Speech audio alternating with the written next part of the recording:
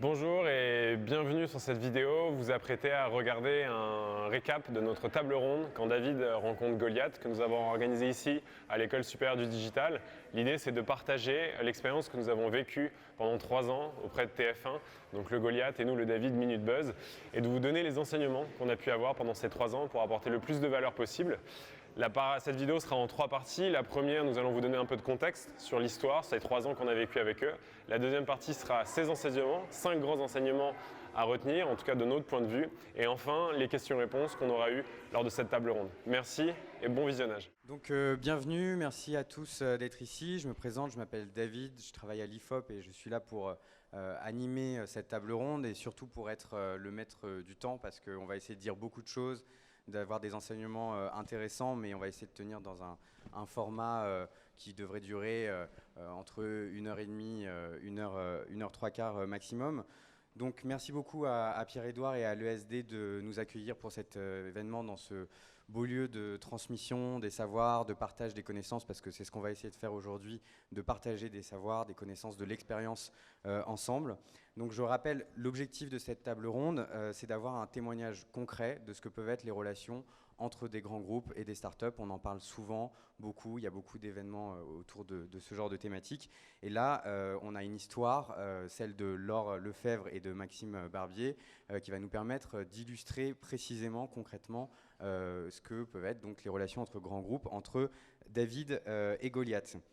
Donc, pour ceux qui ne le savent pas, je rappelle donc que Laure et Maxime sont les fondateurs de Minute Buzz, qui est, si on essaye de le résumer, un groupe média de divertissement qui produit des vidéos éditoriales et des contenus de marque sur les réseaux sociaux. Et ils sont ici pour nous parler de leur partenariat avec TF1 qui a pris fin récemment.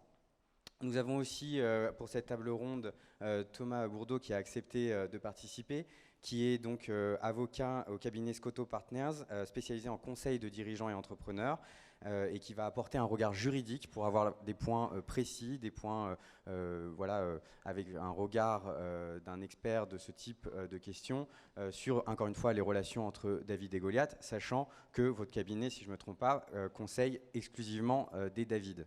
Donc c'est pour ça que c'est particulièrement intéressant aujourd'hui. Pour l'organisation de cette table ronde, on a 3 moments clés. Le déroulé des faits, ces 3 dernières années, qu'est-ce qui s'est passé concrètement, année après année, qui vont être assurés par Maxime et Laure. Les grands enseignements qu'ils en ont tirés, ce qu'ils vont essayer de vous transmettre aujourd'hui. Et ensuite, on aura un peu de temps pour quelques questions-réponses. Je viendrai vous donner le micro et Max et Laure essayeront de vous répondre. Donc pour commencer, on va se tourner vers nos 2 intervenants principaux et leur demander finalement pourquoi vous avez voulu organiser cet événement. Déjà, bonjour à tous et merci d'être aussi nombreux. On a souhaité organiser cet événement pour partager notre expérience après 3 ans avec TF1. L'idée, c'est de parler un peu de Minute Buzz, mais c'est surtout la partie enseignement qui, j'espère, va être la plus intéressante. L'idée, c'est vraiment de se servir de notre histoire pour en tirer des enseignements. Ça va surtout parler aux start-upers et à ceux qui sont des David dans la salle et qui souhaitent s'associer avec des Goliaths, mais pas que. Je pense qu'il y a beaucoup de sujets qui pourront intéresser une grande partie des gens dans la salle. Nous avons organisé cet événement pour partager notre expérience après 3 ans. On a choisi d'appeler cet événement « Quand David rencontre Goliath ». D'autres traitent déjà de ce sujet sous un autre angle. C'est l'image qui vient à l'esprit de tous, celle d'un géant et d'une petite structure. On utilisait déjà ces termes en 2016 au moment où on a signé avec TF1. La grande question derrière ces mots, c'est qu'en est-il de la réalité ? Bien sûr, il y a déjà des chiffres qui documentent ces relations. Il y a un baromètre Crédit Agricole Capgemini qui souligne entre autres une perception de dégradation des relations grands groupes start-up dans l'ensemble de l'écosystème à laquelle notre histoire fait directement écho. En 2019, 73% des grands groupes interrogés trouvent leurs relations avec les start-up équilibrées, contre seulement 46% des startups, alors qu'en 2018, 69% des startups trouvaient que c'était équilibré. Donc, comme on bossait dans l'univers des médias, notre révocation a fait un peu de bruit et il y a pas mal de start-upers et de David qui sont venus nous voir et on s'est rendu compte en fait que ils étaient peu à avoir pu, en tout cas, prendre la parole. Donc nous, on s'est dit que c'était important que nous on le fasse. Et surtout, au final, on se rend compte que sur Internet, ou en tout cas dans le paysage médiatique, on parle souvent des mariages, mais très peu des divorces. Et donc l'idée, c'est d'apporter aussi un retour d'expérience là-dessus. Évidemment, il y a 1000 façons d'engager une relation avec des Goliaths. On ne pense pas que la nôtre est unique et on ne pense pas qu'il faut en s'en tenir qu'à la nôtre. L'idée, c'est qu'à notre niveau, on espère apporter un témoignage qui apportera des réflexions, en tout cas sur les gens qui espèrent un jour rejoindre un grand groupe.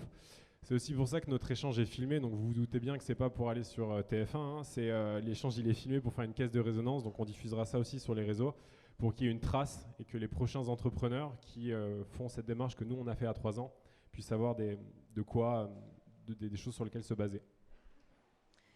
Il faut dire les choses comme elles sont. Ce partenariat se termine de manière difficile pour nous. On a beaucoup perdu, à commencer par nos équipes et le projet sur lequel on a travaillé pendant 10 ans.